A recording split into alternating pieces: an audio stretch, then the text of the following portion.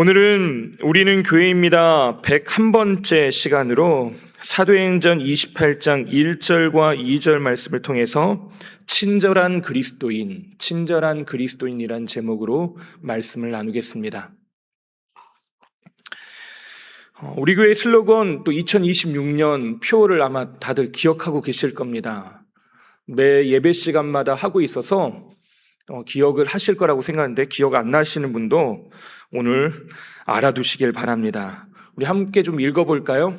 함께 읽어보겠습니다. 우리는 교회입니다. 에베소 2장 19절부터 20절부터 22절까지의 말씀을 통해서 교회된 성도들이 함께 성전으로 지어져 가는 걸 목표로 삼고 있습니다. 그럼 2026년 표를 함께 또 읽어볼까요? 우리는 사랑입니다. 하나님이 사랑이십니다. 그 하나님의 형상대로 지음받았고 그 자녀된 DNA는 결국 그 안에 사랑이 담겨 있을 수밖에 없습니다. 그 사랑을 살아내는 것, 그것이 오늘 우리가 살아가야 될 삶의 방향성인 것입니다. 그래서 연말이 되었을 때, 올해 마칠 때 우리 안에 서로 사랑하는 그 감격으로 가득하게 되기를 바랍니다. 교회가 가지고 있는 비전, 이 슬로건 방향성은 매우 중요합니다. 그 교회가 어떻게 세워져 가고 어떻게 자라갈 것인가라고 하는 건 그 마음에 품는 것에 따라서 어떻게 예배드린가, 어떻게 교제할 건가, 무엇을 우리가 준비할 것인가, 어디에 재정을 투입할 것인가, 무엇에 봉사하고 헌신할 것인가, 이 모습들이 달라질 수밖에 없습니다. 오늘은 다른 교회 표를 하나 소개해 드리려고 합니다. 교회 표 중에 동탄 시온교라고 하는 교회의 표인데요. 그 표를 한번 읽어보겠습니다. 인사만 잘해도 밥은 먹고 산다. 인사만 잘해도 먹고 산다. 이게 교회 표입니다. 교회 표가 좀 이상하죠? 그래서 아마 여러분들이 보고 은혜스럽다 보다는 웃으시는 분들이 지금 많으십니다. 일반적으로 교회 표라고 한다면 이런 교회가 되길 바란다. 또 신앙생활과 관련된 것이 많습니다. 그래서 말씀으로 굳건히 세워지는 교회, 성령의 능력으로 부흥하는 교회, 이런 것이 일반적으로 우리가 알고 있는 교회 표인데요. 이 교회 담임 목사이신 하근수 감독님이 예전에 제가 있던 교회에 부흥회를 인도하러 오신 적이 있습니다. 이분의 부흥회가 좀 특별한데요. 오면 처음에 뭘 보여주시냐? 본인 신혼여행 비디오 테이프를 보여주십니다. 매우 충격적이었습니다. 왜 제가 저걸 보고 있어야 하지? 그런 생각이 들 정도였습니다. 근데 그렇게 하는 이유가 본인이 젊었을 때 어떻게 살아왔는지에 대한 이야기를 하려고 그걸 보여주시더라고요. 그러면서 부친께서 가르쳐 주신 교훈에 대한 이야기를 해주십니다. 부친께서 늘 본인에게 하셨던 이야기가 인사를 잘해야 된다. 먹을 것이 생기면 음식은 반드시 나눠 먹어라 라고 그렇게 가르쳐 주셨답니다. 그래서 부친께서 동네 약방에 가시면 꼭 사오시는 게 있는데 그것이 바카스 한 병이었답니다. 바카스를 이 동네 약국에서 사게 되면 그 한 병일지라도 다 마시지 않고요, 반만 마시고 뚜껑을 닫아서 집에 가져와서 꼭 목사님에게 주셨답니다. 그래서 아버지의 그 가르침을 따라서 이 목사님이 뭘 했냐? 동네를 다니는 때마다 여기저기 사람들을 만날 때마다 인사를 했답니다. 동네가 좁아서요, 동네 어르신을 만나고 인사하고 나면 갔다가 돌아오는 길에 또 만납니다. 그러면 어떻게 할까요? 또 인사를 합니다. 세 번째 만나도, 네 번째 만나도 큰 소리로 안녕하세요! 하고 인사를 했답니다. 근데 이 목사님이 굉장히 호탕하십니다. 목소리도 굉장히 커요. 카랑카랑한 목소리를 가지고 있는데 이분이 안녕하세요! 그렇게 크게 인사를 하대요. 어렸을 때도 그걸 철저한 원칙으로 삼고 그게 몸으로 배웠답니다. 근데 목사님이 나중에 신학을 공부하고 목사가 된 후에 이런 자기 삶을 보니까 여기에 매우 중요한 기독교적 원리가 숨어 있다는 걸 발견하게 되었답니다. 친절은 예수님의 마음이 없이는 그것이 가식일 수밖에 없고 자연스럽게 되지 않는다라는 것입니다. 진짜 선은 예수님을 통해서 이루어지고 그것을 나누고 전하는 것이 내가 해야 되는 일이구나. 하나님께서 나에게 주신 은사이고 달란트이구나. 나의 삶을 통하여서 성도들과 함께 나누고자 하는 하나님의 축복이구나라고 하는 걸 그 사실을 깨닫게 되었답니다. 그래서 친절을 목회적 관심으로 삼고 친절이 곧 전도고 친절을 통해서 사람들을 만나야 되겠다라고 하는 확신을 갖게 되었답니다. 근데 이 목사님이 교회들을 보니까 안타까운 것이 전통적인 교회일수록 동질적 응집 현상이 두드러지게 나타난답니다. 이게 무슨 말이냐? 쉬운 말로 끼리끼리 문화라는 거예요. 성도들이 교제하고 서로 사랑한다고 말하는데 정말로 잘 안 되는 게 뭐냐? 두루두루 사랑하고 서로 존귀하게 여기는 것이라는 겁니다. 교회 안에서 이게 더 어렵더래요. 성도들끼리 교제한다고 말하는데 죄송하지만 가까운 몇 사람들하고만 몰려다닌답니다. 몇 사람들끼리 수근거리고 몇 사람들끼리 밥 먹고 몇 사람들끼리만 인사한답니다. 그래서 교회가 크든 작든 교제하고 만나는 사람들은 늘 한정되어 있대요. 그 바운더리 안에서 그 몇 사람들하고만 이야기 나누고 그 몇 사람들만 축복한대요. 목사님이 보니까 교회는 이래서는 안 되겠다라는 생각을 하게 되었답니다. 주님은 우리에게 서로에게 선한 이웃이 되고 그렇게 하는 것, 선한 이웃으로 섬기고 사랑하는 것이 마땅하다고 우리에게 가르치셨는데 내 마음에 편한 사람, 내가 함께하고 싶은 사람, 내가 만나고 싶은 사람, 일부와 사람들만 인사하고 교제하는 건 주님이 원하시는 것이 아니다라는 걸 깨닫게 되었대요. 그래서 이 교회가 특별한 점은 우리 교회도 예배 때마다 표어를 외치는 것처럼 존 교인이 인사만 잘해도 먹고 산다라고 하는 말을 늘 끝없이 외친답니다. 그래서 여러분 동탄시온교회 홈페이지를 들어가시면 이 말이 커다랗게 홈페이지에 쓰여 있습니다. 우리도 한번 해볼까요? 옆에 있는 분하고 함께 이렇게 고백해 보겠습니다. 인사만 잘해도 먹고 삽니다. 네. 이 교회가 출석 성도가 한 3,000명 정도 된답니다. 근데 인사를 잘하기 위해 뭘 하냐? 성도들이 이름표를 달고 다닌대요. 뭐 지금도 하고 있는지는 모르겠습니다. 근데 왜 이름표를 달고 있냐? 이름을 불러가면서 인사를 하려고요. 누구누구 권사님 안녕하세요. 누구 권사님 잘 계십니까? 성도님 오랜만에 뵙습니다.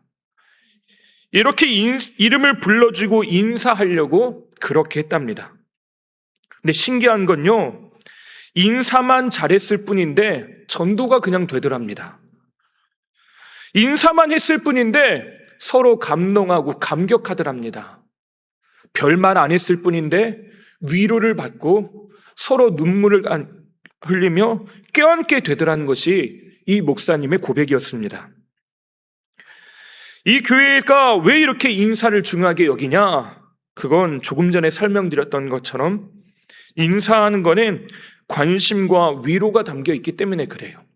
근데 우리가 어떻게 인사를 하고 있습니까? 나는 어떻게 사람을 만나고 있습니까? 저도 우리가 인사를 참 잘했으면 좋겠습니다.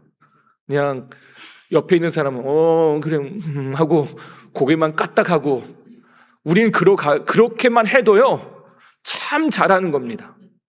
서로 눈도 마주치지 않고 그냥 쓱 쳐다만 보고 지나갈 때도 태반이에요. 여러분 고개만 꾸벅하고 지나가지 마시고 소리 내어서 인사해 주시기 바랍니다. 서로를 환대해 주시고 서로를 기쁘게 반갑게 맞이해 주시기 바랍니다. 교회에서 싸우는 소리가 가득 퍼져야 될 게 아니라 서로 사랑하고 환영하고 서로 기뻐하는 소리가 교회 예배당 안에 가득 채워져야 합니다. 이걸 아멘 하셔야 됩니다. 우리가 그렇게 되길 바랍니다. 저도 되도록이면 소리내어서 인사하려고 합니다. 여러분은 어떻게 생각하시는지 모르겠지만 노력합니다. 저도 모르고 그냥 지나갈 때도, 무의식 중에 지나갈 때도 있을지 모르겠지만 새벽에 만나든지 낮에 만나든지 얼굴을 보면 인사를 하고 지나가려고 노력합니다. 서로에게 그렇게 따스한 사랑으로, 관심으로 서로를 바라봐 주시길 부탁드립니다. 이 시대가 가지고 있는 안타까움 중에 하나가 서로에 대한 관심이 사라져 간다는 것이에요. 나 혼자 살기에도 팍팍한 인생이기 때문에 서로를 바라보고 생각하는 것보다 내 살 길을 찾아갑니다. 예수님께서 가르쳐 주셨던 선한 사마리아인의 비유를 보면 거기에 나왔던 사람들은 죽어가는 사람들을 보며 그냥 지나쳐갑니다. 근데 그 사람들에겐 다 이유가 있습니다. 제사장이나 레위인들에겐 예배를 집례하기 위해서는 혹시나 죽은 시신을 만졌을 경우엔, 접촉했을 경우엔 예배를 인도할 수 없기 때문에 그 사람들은 피할 수밖에 없습니다. 당연히 그럴 수밖에 없는 이유를 가지고 있어요. 하지만 사람들이 냉대하고 전시하고 함께하고 있기를 원하지 않는 사마리아 사람은 그 죽어가는 사람을 위해 돈과 시간, 열정, 에너지를 쏟아서 그 사람을 살려냅니다. 그리고 예수님께서 질문하셔요. 누가 이 사람에게 이웃이냐? 우리는 어쩌면 친절함을 잃어버린 시대를 살아가고 있는 줄 모르겠습니다. 며칠 전이 4월 16일이었습니다. 이날 뉴스를 봤더니 거의 대부분의 뉴스 첫머리가 세월호에 관련된 이야기였습니다. 세월호가 침몰한 지 12주기 되는 기억의 날이라고 하더라고요. 근데 12년이 흘렀음에도 불구하고 여전히 그날의 아픔을 가지고 살아가는 사람들이 정말로 많았습니다. 그런데 안타까운 건 인터넷이나 일부 사람들은 그 아픔을 헤아리기보다 여전히 정치적 목적이나 수단으로 또 저주와 조롱으로 이 문제를 다루고 있는 분들도 여전히 존재하고 있더라고요. 또 뉴스에서 빠지지 않고 있는 뉴스가 호르무즈 해협에서 이란, 미국, 이스라엘, 중동 국가들이 벌이고 있는 전쟁입니다. 고래 싸움에 새우등 터진다라고 하는 말처럼 몇 나라가 지금 벌이고 있는 이 문제 때문에 전 세계가 어려움을 겪고 있습니다. 이 속에서 어떤 정치 지도자들은 제도권 국가를 문명 이전의 상태로 돌려버리겠다라고 하는 말을 쏟아내기도 하고 때로는 신성모독에 가까운 행동을 하고 있다고 서로를 조롱하고 비난하기까지 합니다. 또 인권이 유린당하고 테러를 지원하고 갈등을 만들어내고 있지만 종교의 이름으로 모든 것을 무마시키고 있는 나라들도 있습니다. 근데 문제는 뭡니까? 이 안에서 서로에 대한 이해, 관심, 친절, 대화들은 실종되어 버렸다는 것입니다. 누가 내 편인가? 누가 나를 위해 이익이 되는가? 무엇이 나로 하여금 이득이 되는가? 이 사이에서 네 편, 내 편이 딱 나눠져 버립니다. 나를 지원하는 것, 나에 대해서 이득이 되는 사람, 나에 대해서 좋은 태도를 가지고 있는 사람. 국제사회가 가지고 있는 문제도 서로에 대한 친절함을 잃어버린 것이 아닐까라는 생각이 듭니다. 평화가 사라지고 갈등과 전쟁만 일어나고 있고 이것이 조정되지 않는 이유가 무엇입니까? 내가 어떻게 헤아릴까? 어떻게 섬길까? 어떻게 품어줄까는 사라져버린 채 무엇이 나의 이득인가? 무엇이 나에게 좋은 것인가? 그 주판알을 튕기는 것들만 남아있기 때문에 그렇습니다. 서로를 헤아리는 마음, 이해하고 용납하는 마음, 이것이야말로 성경이 가르치고 있는 우리에게 가장 중요한 진리 중에 하나입니다. 며칠 전에 새벽에도 말씀을 나눴지만 팀 켈러 목사님이 이 땅의 이 사회가 서구권에 법치주의가 가능했던 이유는 바로 성경이 가지고 있는 이 원칙, 원리라고 말합니다. 인간이 가지고 있는 본성은 뭐냐? 가지고 있는 이기심, 자기가 원하는 이익에 이것에 민감하더라는 것입니다. 그런데 내가 원하지 않지만 다른 사람을 헤아리고 내가 원하지 않지만 다른 사람을 배려하고 오히려 더 나아가 친절을 베푸는 최소한의 것은 성경이 우리에게 알려주지 않으신다면, 성경이 우리에게 기준이 되지 않는다면 인간에게서는 결코 일어날 수 없는 현상이라고 이야기했습니다. 저는 이 말에 100% 동감합니다. 아무리 착하고 선한 사람도 그 마음에는 한계가 있습니다. 아프면 다른 사람이 미워집니다. 나에게 해를 하면 그것을 한 배만이 아니라 7배, 수십 배로 갚아주고자 하는 것이 우리의 마음입니다. 우리에게 가지고 있는 우리 인간의 본성이요, 내가 무엇이 이득이 되는가, 나에게 무엇이 좋은가, 이기적인 욕망과 욕구가 우리의 삶에 더 선제적으로 그 일들이 내 삶을 이끌어가고 내 삶을 움직여가고 있다는 것입니다. 근데 예수님은 우리에게 분명히 가르쳐 주십니다. 서로 사랑하라. 서로 사랑하라. 그것이 원수일지라도, 아무리 미워도, 사랑할 만한 구석이 없어도 주께서 아직 우리가 죄인 되었을 때 우리를 사랑한 것 같이 서로 사랑하라고 가르쳐 주셨습니다. 오늘 우리가 읽은 말씀을 보면 파선한 배가 드디어 육지에 도착하게 됩니다.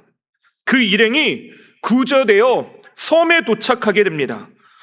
1절에 우리가 구조된 후에 안즉 그 섬은 멜리데라 하더라.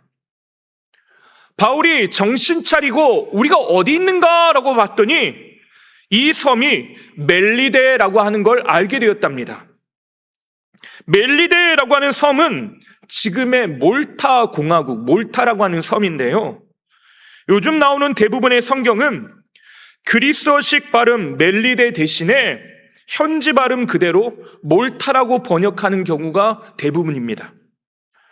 이 섬의 위치는 이탈리아 남부에 있는 시칠리아 섬에서 약 60km 떨어진 곳에 있는 지중해 한복판에 있는 섬입니다. EU에 속해 있는 몰타라고 하는 공화국인데요, 나라인데요. 근데 재밌게도 이 몰타라고 하는 섬의 이름 지명이 어떻게 시작됐는가라고 하는 여러 가지 설이 있고 설이 있는데 그 중에 하나가 페니키아어로 이 멜리데라고 하는 말이 피난처, 안식처라고 하는 뜻을 가지고 있다는 것입니다. 바울 일행이 섬에 도착했습니다. 여기가 어디지? 라고 서로 이렇게 저렇게 찾아봤을 거 아닙니까? 내가 어디 있는지 알아야지.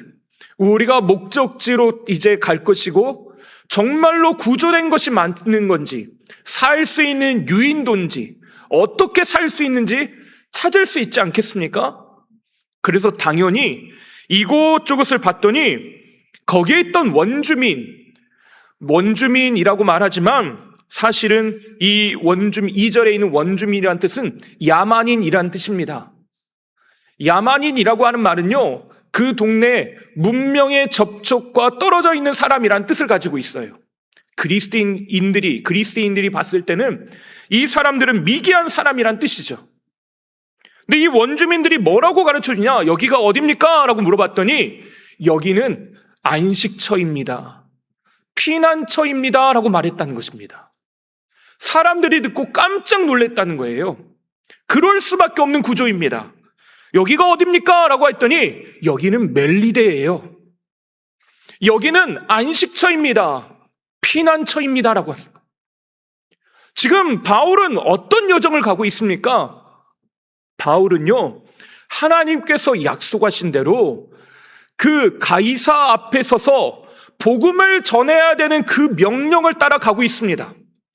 근데 폭풍우를 만났습니다. 죽을 것 같은 죽음의 위기를 겪었습니다. 지중해에서요, 그 어떤 것도 나를 보존할 수 없는, 생명을 보존할 수 없는 위험함 가운데 표류하고 있었습니다. 그것도 2주가 넘는 시간 동안. 어디로 가야 될지, 어떻게 될지 모르는 상황. 근데 주님께서 말씀하셨습니다. 너희는 다 구원을 받을 것이다. 다 구출될 것이다. 너희는 다 살게 될 거야. 그리고 나서 딱 떨어진 곳이 어디냐? 피난처, 안식처라고 하는 거죠. 바울에겐 이것이 하나님의 음성처럼 들렸을 겁니다. 근데 이 사람들이 안식처, 피난처라고 하는 이름처럼 어떻게 했냐? 이 사람들의 행동이, 이후의 행동이 2절에 나옵니다. 함께 읽어보겠습니다. 2절 말씀. 비가 오고 날이 참에 원수들이 우리에게 특별한 동정을 하여 불을 피워 우리를 다 영접하더라. 지금 유라굴라 광풍으로 인해서 여전히 비가 오고 있었답니다.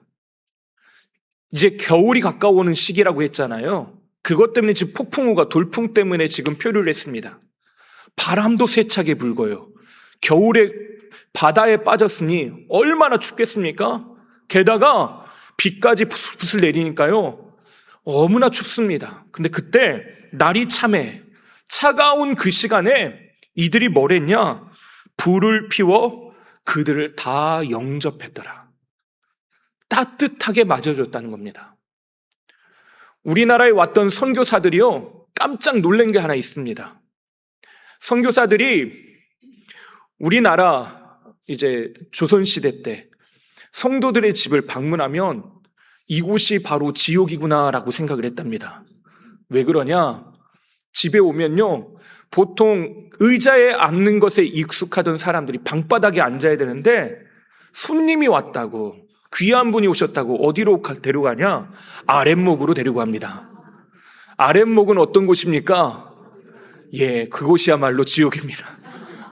엉덩이를 어떻게 할 수가 없어가지고 이리저리 비볐답니다. 근데 왜 우리나라 사람들은 그렇게 합니까? 손님이 오셨으니까 가장 따뜻하게, 나는 차고 추울지라도 가장 따뜻하게 맞이해주고자 하는 마음입니다. 근데 여기 있는 사람들이 그렇게 불을 피워 맞이했는데 그걸 뭐라고 단어를 표현했냐? 특별한 동정. 이것이 일반적으로 행해지는 일이 아니었다는 거예요. 특별한 동정이라고 되어 있습니다. 그냥 일반적으로 사람을 맞이해주고 일반적으로 찾아주는 게 아니라 그 사람을요, 따스하게 맞아주는 특별한 마음과 행동으로 그렇게 맞이해줬다는 겁니다. 특별한 동정을 그래서 다른 성경 우리나라 번역들은 뭐라고 번역하냐? 특별한 친절, 분에 넘치는 친절, 각별한 친절이라고 번역을 했습니다. 그 사람들을 영접하되 한 번도 본 적이 없는 그런 따스한 친절과 위로로 이 사람들을 맞이해줬다는 겁니다. 근데 여러분, 이 배에 탔던 사람들이 어떤 사람들입니까? 죄인들입니다. 로마로 압송되어 가던 죄인들입니다. 근데 죄인들을 어떻게 했다고요? 따스하게 맞아줬답니다. 그 사람들이 무슨 일을 어떻게 할 줄 알고요. 이 사람이 나에게 어떤 일을 해야 할 줄 알고요. 이 사람이 나에게 어떤 해를 끼칠 줄 알고 그 사람들을 환영하고 환대합니까? 그런데 그걸 이 사람들이, 이 원주민들이 행했다는 것입니다. 어디서부터 왔는지도 모르고 누구인지도 모르고 심지어 나에게 이득이 되는지 해가 되는지도 계산도 안 해보고 이 사람들을 따스하게 맞이해 줬답니다. 심지어 7절을 보면 이런 이야기가 등장합니다. 우리 7절 말씀 함께 읽어보겠습니다. 이 섬에서 가장 높은 사람 보블리오라 하는 이가 그 근처에 토지가 있는지라 그가 우리를 영접하여 사흘이나 친절히 머물게 하더니. 보블리오라고 하는 사람이 있는데요, 이것이 이름인지 직책인지는 사실 명확하진 않습니다. 왜냐하면 이 보블리오라고 하는 뜻이 높은 사람이라는 뜻이기 때문에 그렇습니다. 다시 말해 이 동네에서요, 대빵 유지입니다. 사람들에게 가장 영향력 있는 사람이 어떻게 했냐? 자기가 가지고 있는 땅을 내주었습니다. 그리고 마치 거기 난민 수용소, 난민촌처럼요, 이 사람들이 기거할 사흘 동안 비를 피하고 추위를 피하고 그 목숨을 부지하고 건강을 체크하고 기력을 회복할 수 있는 그 장소, 그 자리를 제공했다는 것입니다. 이 사람이 친절히 머물게 하더니, 그들을 영접하여 친절히 머물게 했다. 일면식 없는 그를 따스한 환대와 위로로 마주해 줬다는 것입니다. 그래서 저는 우리 교회에서 매우 중요한 역할을 모두가 다 하시지만 예배 시간에 우리 교회에 처음 나온 분들에게 가장 매우 중요한 분들을 누구라고 생각하냐? 안내하시는 분들입니다. 안내하시는 분들이 참 고생이 많습니다. 아침 일찍 나오셔야 되죠. 그리고 마음은 어떤지 모르겠지만요, 집에서 싸우고 왔던, 걱정이 있던 그것과 상관없이요, 사람들을 보면 웃어야 됩니다. 그리고요, 사람들 냄새나는 그 슬리퍼를요 다 깔아놓으시더라고요. 여름에는 덥고 겨울에는 찬바람이 그렇게 들어오는 데가 1층인데요, 거기서 군소리 않고 사람들을 맞이해 줍니다.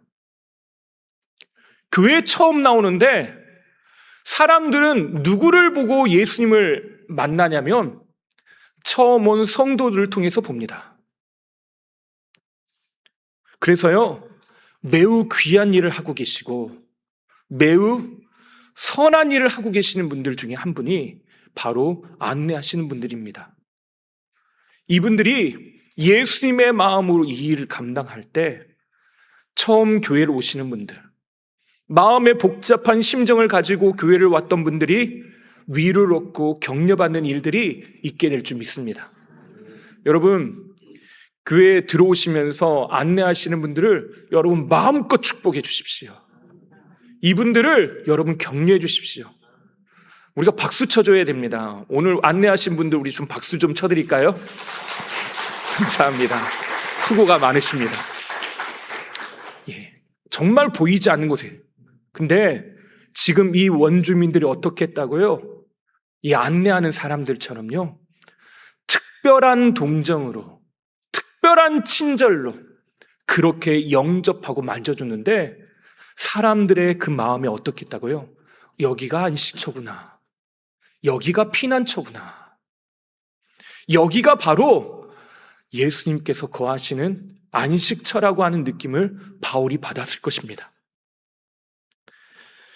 지금 파손한 배에서 겨우 살아남은 사람들은요, 가장 힘들고 어려운 시간들을 보내는 사람들입니다. 이들에겐 그 무엇보다도 살 소망이 끊어진 죄인들 뿐일 뿐만 아니라 표류하다가 겨우 도착한 생명을 부지한 사람들입니다. 사람을 만난 것도 감사한데 그 사람들이 나를 잡아먹는 식인종이 아니라 나를 살리는 사람이에요. 그런 경험들이 우리 가운데 필요하더라는 것입니다. 우리에게 주님께서 요구하시는 것이 바로 이것입니다. 친절한 그리스도인이 되는 것. 그리스도인이라고 하는 건 우리가 예전에 살펴봤던 것처럼 그 당시에 조롱하는 말입니다. 어이, 저 예수쟁이들. 어이, 저 사람은 예수밖에 몰라. 이 말이 그리스도인이란 말입니다. 저 사람은 예수로만 사는 사람이야 라고 하는 말이 정말로 그렇게 멋지게 산다는 말이 아니라 이 사람들은 왜 저렇게 사는지 몰라. 왜 저렇게 살고 있는지 몰라 라고 비난할 목적으로 그렇게 했다는 것입니다. 그런데요,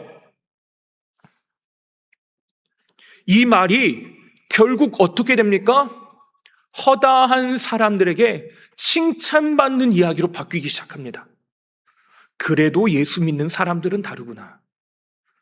그래도 예수 믿고 살아가려고 하는 사람들은 다르구나.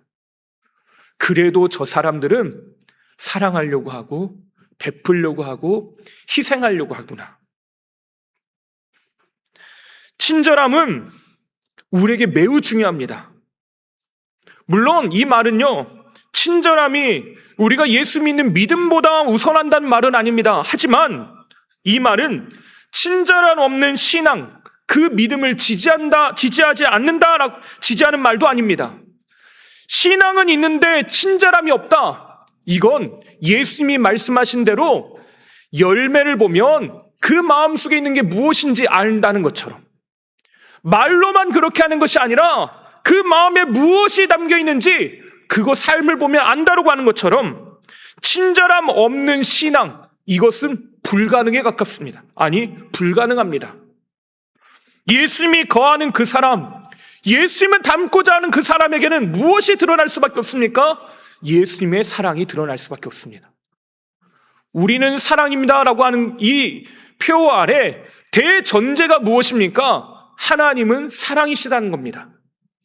하나님이 사랑이시면 그 형상대로 지음받은 우리에게는 그 DNA가 있을 수밖에 없습니다. 본질상 우리 안에 무엇이 있을 수밖에 없습니까? 사랑이 존재할 수밖에 없습니다. 그러면 그 친절함이, 그 사랑이 그 사람의 삶에서 드러나는 건 너무나도 당연하고 정상적인 일이라는 것입니다. 예수님께서 사랑하신 것처럼 당연히 사랑하고 위로하는 것이 마땅하다는 것이죠. 요즘 우리 성도님들을 보면 참 어려운 시기를 보내고 계신 분들이 많습니다. 오늘 예배 시간에 참 오랜만에 우리 교회에 나오신 분이 계십니다. 우리 장규범 집사님인데 그때 나가실 때 좀 여러분 격려해 주시길 바랍니다. 오랜 시간 동안 질병과 싸우면서 어쩌면 외로운 시간을 보냈을지도 모르겠습니다. 갑작스런 그 질병을 몸으로, 마음으로 받아들이고 이것을 내 삶의 일부로 인정한다는 건 매우 어렵고 힘든 일입니다. 그럼에도 불구하고 이 시간을 버텨오신 것이 얼마나 감사한지 모릅니다. 이뿐만 아니라 수술을 앞두고 계시는 성도님들도 계시고 또 수술 이후에 회복하고 계신 분도 계시고 오랜 시간 동안 입원해 계신 분들도 계십니다. 또 여수의 경제가 휘청이다 보니까 이것으로 인하여 힘든 시간을 보내고 계신 분들도 많습니다. 직장에서의 어려움, 가정 경제, 일터, 사업장, 저마다 힘들고 어려운 시간들을 보내고 계시는 것 같습니다. 그래도 참 감사한 건 이 시간을 믿음으로 잘 견뎌내 주시고 버텨내고 계셔서 너무나도 감사합니다. 이때 우리에게 진짜 필요한 게 무엇입니까? 예수님의 마음으로 서로를 격려하고 위로한 것입니다. 앞서 다른 교회 이야기를 해드렸던 것처럼 인사하고 환대하면서 서로를 축복하고 격려하는 일들이 우리 안에 가득 채워졌으면 좋겠습니다. 함께 웃고 함께 울어주고 함께 격려하고 위로하는 일들이 우리에게 필요하다는 것입니다. 예수님이 우리 안에 계시니까 반드시 이런 일들이 일어나야 하는 것입니다. 예전에 어느 가게에 들어갔다가 우연히 노래 하나를 듣게 된 적이 있습니다. 예전에 한번 소개해드린 적이 있는데 이 노래 가사 중에 굉장히 인상 깊은 부분이 있어서 이 노래를 기억해 두었다가 찾아본 적이 있습니다. 노래 제목은 시티 선셋이라고 하는 노래인데요. 퇴근길 사람들의 모습을 표현한 노래입니다. 가사를 보면 어떤 내용이 담겨 있냐면 퇴근길에 사람들이 힘겨운 하루를 마친 사람들의 눈을 봤더니 빨갛게 충혈되고 부어있더랍니다. 그런데 그것이 저녁 노을이 그 눈에 비치면서 이것이 노을처럼 사람들 눈에 담겨 있더래요. 버거운 세상, 마음조차 지키기 힘든 삶, 웃음도 저물고 아픈 눈물을 감추는 것이 마치 도시에 드리워진 저녁 노을같이 보이더란 것입니다. 우리가 살아가는 세상이 그렇습니다. 쓰디 쓴 커피를 자꾸만 들이켜야지만 카페인으로 하루를 시작할 수 있는 것이 오늘 우리의 삶이고, 쓰디 쓴 커피를 들이마셔야지만 그나마 쓴 세상이 밋밋하게 느껴지는 것이 오늘날 우리의 삶일지도 모르겠습니다. 세상이 규정지어 놓은 우리의 아픔과 힘겹고 어려운 것, 이것으로 오늘을 우리가 살아가고 있는지도 모르겠습니다. 그런데 그때 주님이 우리에게 말씀하십니다.